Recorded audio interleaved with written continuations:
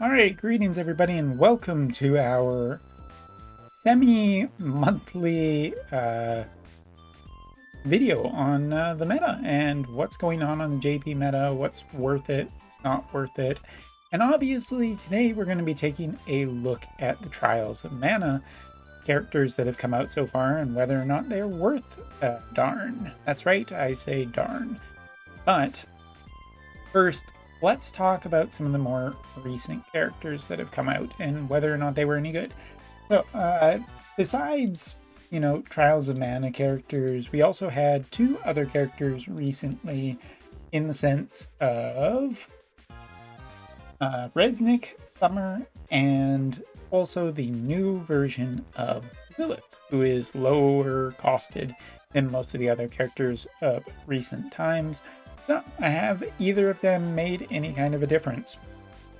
And let's start with Lilyth, because I think that Lilyth not being out on global yet makes her a little bit more of a talking point. This character, in my opinion, has made no difference on JP's meta at all, and this is not completely her fault. I think that she is a little underwhelming for 70 cost right now, but that being said, there isn't any content to make her shine at the moment. Normally we have limited cost stuff, and this time around what they've decided to go for instead is the 5 characters for the limited guild war and select this pickup match, which neither of those are particularly conducive to low cost stuff in any way, shape, or form. And that essentially puts this character as just being not that great. Right now, Light and Dark has a really nice way of making some good 240 cost teams, but there's no real estate for 240 cost teams this month, and that has basically kneecapped any of real evaluation we can make of Lilyth. I don't think that any of the content that I've seen of her has really impressed me anyway, but again, it's a little disingenuous because there's just not that much to make of. So moving on. Next up is Resnick, and Resnick is what I would say is pretty good real estate still. Summer Resnick is going to be good as long as there are certain key characters in the meta, and they are still very much in the meta. The number one team on JP is still Shreka, Gilgamesh, and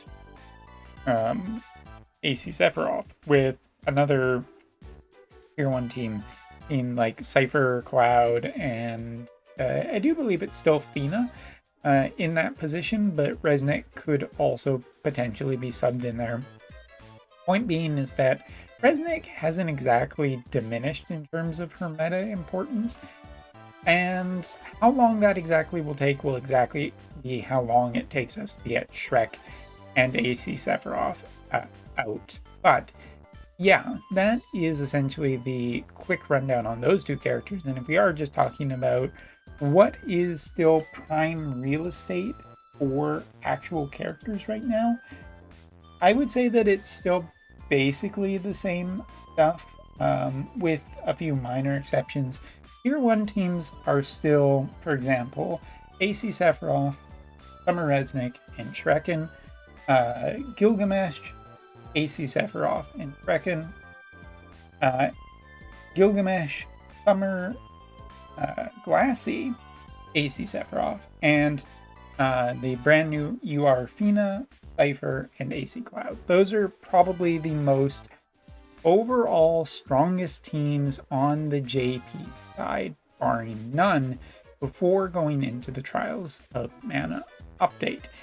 And now that the Trials of Mana has been around a few days and the evaluations have come out, it is clear that our two new characters, Angela and Duran, are in fact strong characters.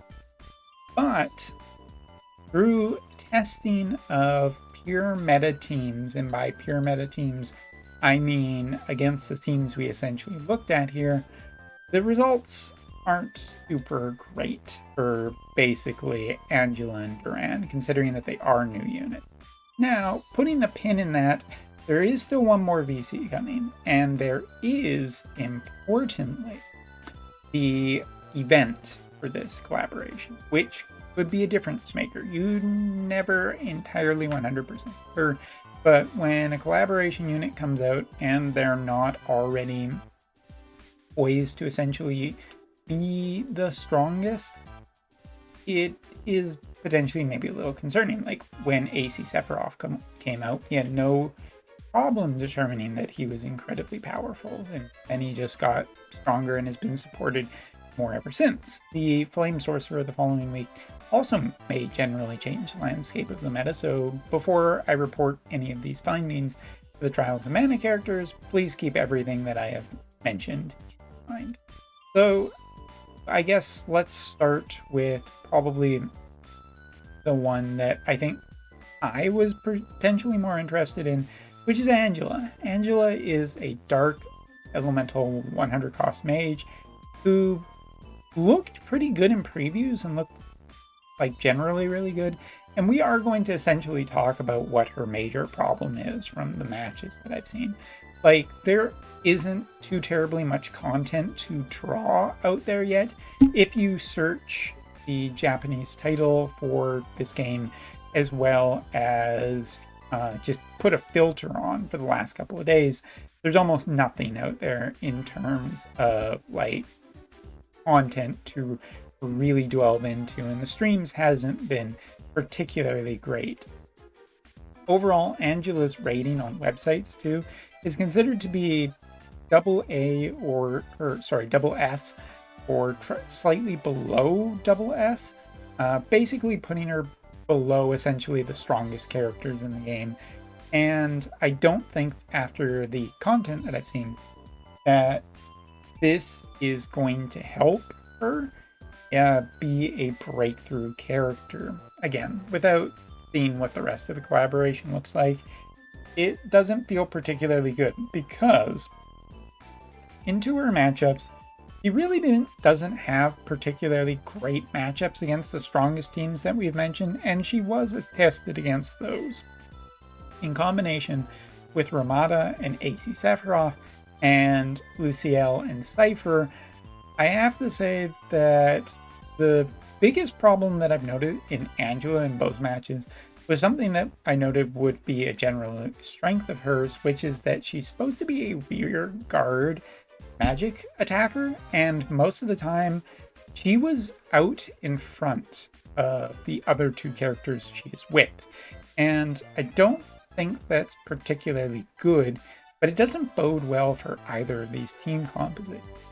Like, Ramada and AC Sephiroth in theory should have been going ahead of her, and she essentially wasn't. Her hate down helped protect her for a little bit, but most of the time it would end up with Angela dead before the other two characters. And you can probably guess what the problem with that is the fact that she is supposed to generally get a boost when a character dies. And if she's going first, that's a colossal problem with the actual of her kit, since most of the game is played around the AI, and the AI here is just not good enough to be fun. And it's hard to say if there's anything that would make her particularly better in terms of composition.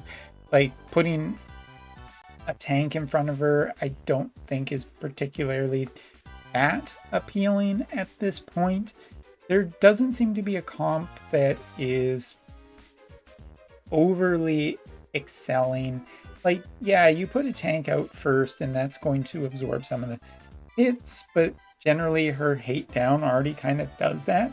It's really just more of a problem of ordering, where if she is like too fast or has too many support or not enough support abilities compared to her allies, then she will start moving out first and towards enemies as she's just ready for battle sooner. So the other thing that could be noteworthy here is that it may be down to her AI kind of needing a lot more tweaking than other characters to remove key abilities. Like, for instance, she even has bells in one of this setup, which she obviously doesn't need as a mage. She starts with a high amount of AP to cast all of her abilities. But yeah, even then, I think that her DPS is just not quite amazing enough. Taking a look at one of the key matches, which if you don't know by this point, Pechon's videos usually highlight a very key matchup at the start, which kind of denotes a pretty big success, in which we have essentially have AC Cloud, we have Doom, and we have Luciel on the opposing team. Skipping ahead just a bit to see how it is. You can see once again, Angela is kind of in the front of the pack, which I again feel like that's not super great, as you would want her generally more behind. So it might even be like, speaking of enemy or allies, AI 2 to get a necessarily good outcome. But you look here, I mean, Sephiroth didn't really get his curse status effect off.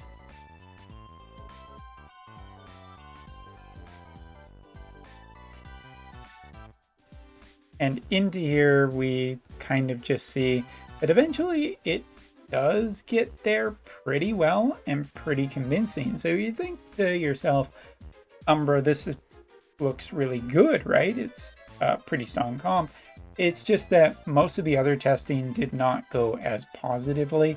I would say that right now, given the general look and the way of AI ordering is on this character, and the way that it might be just too much work to constantly have her properly set up for every kind of match and everything like that, her PvP score for me has kind of dropped lower, and I think she is a much more major risk of a character that you can essentially purchase for the price of a Switch, like a full Nintendo Switch, which is always kind of our benchmark for how much you actually need to spend on these characters. I just don't think that the risk on getting Angela either via gacha or from the spending will have a good RTI on investment. So know that before going in. I don't think that this is going to be, your return on investment is going to be incredibly high, considering that a bunch of much older teams outperform her with multiple different characters and setups. So yeah, that is my feelings on Angela, and let's move on to Duran, shall we?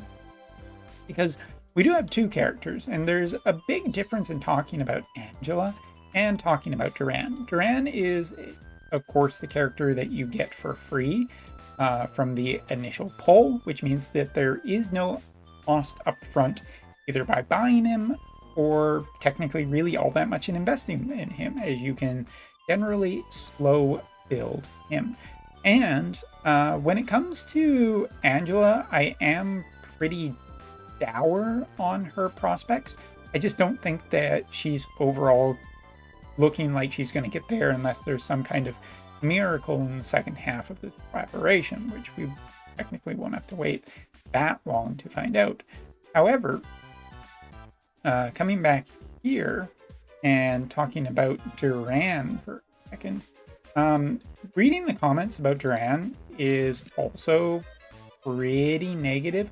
But the interesting thing here is that this is a matchup against a tier 1 team with also strong characters. Duran is definitely in here with two very, very strong characters. Resnick, who we've already covered why she's generally still good, and Trekken, sorry, just the JP name that I am used to at this point.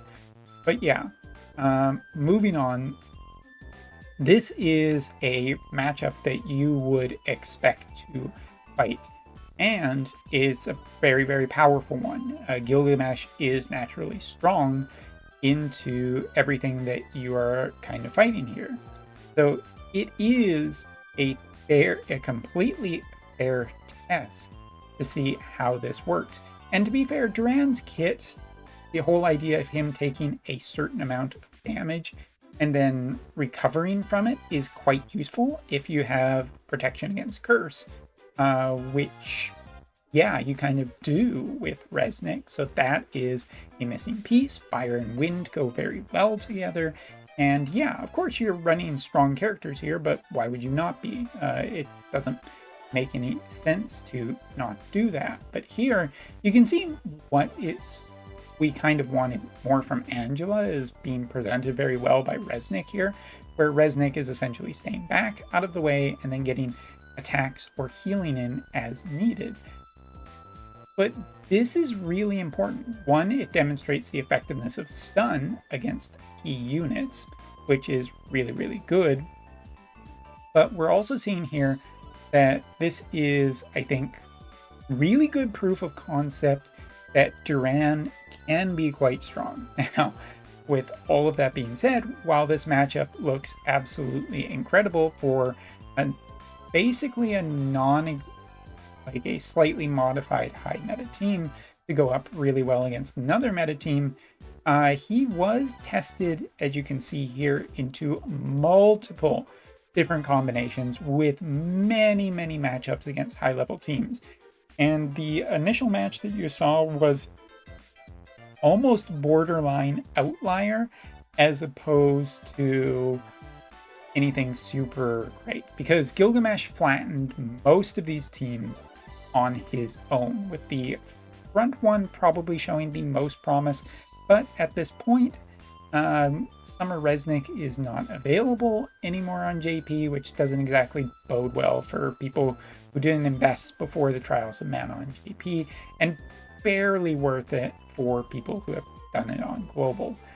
But it is positive for Duran overall in terms of PvP, in that I think with his matchups, a lot of the time, if he just had maybe a little bit more support, like instead of the Alexandrite ring, maybe if he was running something more akin to a specialized piece of equipment from the Trials of Mana event, that might be enough to actually push him into more meta relevance.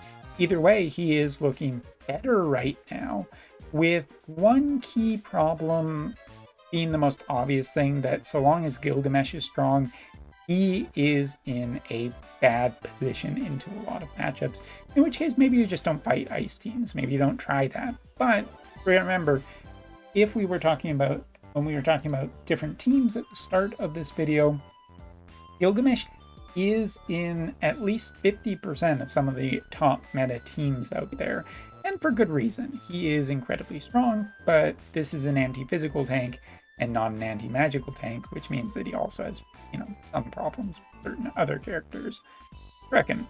So yeah, my final word in this video is going to be essentially this. I think that Reckon it continues to be meta dominant along with the usual suspects here. So far, the Trials of Mana event is not going to change anything or any of that. It is pretty much set in stone that neither of these characters are going to shake up the meta too terribly much.